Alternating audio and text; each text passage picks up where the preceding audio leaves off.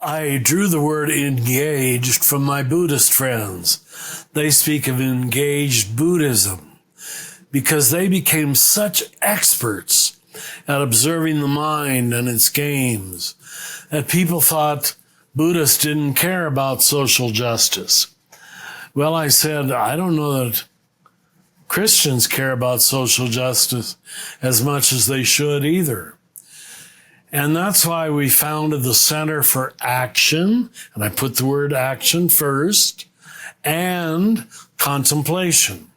You don't have anything to contemplate until you've lived and loved and sinned and enjoyed and made a few mistakes and had a few people be good to you. Once those are in your bag, you've begun to live. I'm writing a book right now on the prophets, and I've been really studying them for the last 6 months. I haven't found yet a single verse in any of the 19, 20 prophets that ever tell the Jewish people to go to the temple or to attend religious services on Saturday morning. Never. And yet that is the be-all and the end-all for most Catholics, Orthodox, and Protestants. I think it has something to do with the clergy. We need people to listen to us. So we have to bring in the crowds, you know. But Jesus does not talk about attending anything. Please check me out on that. Read the 4 Gospels. He doesn't talk about belonging to any specific group. In fact, he often finds the non-Jews more responsive to his message than the Jews. Isn't that amazing? What Jesus talks about, check me out, is not attending, not belonging, but doing.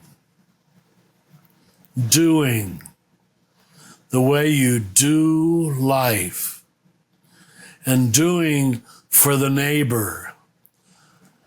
I don't think we've had much success.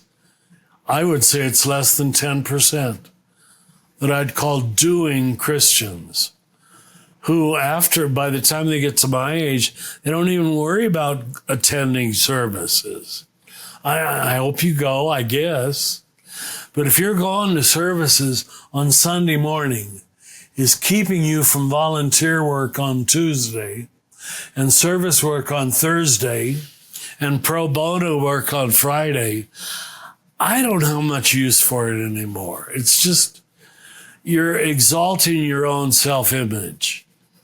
Whereas helping other people just takes a lot of energy, especially when they don't appreciate it. They don't even thank you after you've done all this good for them.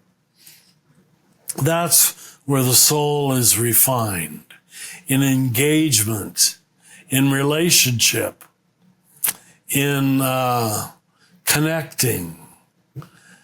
That's where you keep being taught, and you got to keep engaged, and not just with people who are like you. Most belonging systems are the gathering of the like. Whereas what the prophets are always telling the Jews is to connect with those who are not Jews. They never get the point. Much better than Catholics get the point. We like to be around other white Catholics, my group, Americans, heterosexual, what else can I say? Smart. Good looking is a great help if they make themselves easy to look at. All of that keeps you in your own bubble. So engaged Christianity is in Christianity that lives in what Pope Francis calls the culture of encounter, where you're always encountering newness, differentness, with people who don't say it your way. I watched this special, did you, on CNN on sitcoms, and they made me aware of something that I never saw. Almost all sitcoms are about class differences. between poor people, middle class people, upper class people, heterosexual, homosexual. It's only interesting if you're putting together the opposites. Just as Carl Jung said, it's the opposites that teach us. Sameness has almost nothing to teach you. So our opposite is uniting action with contemplation, introverts with extroverts, studiers together with doers. That's a new world.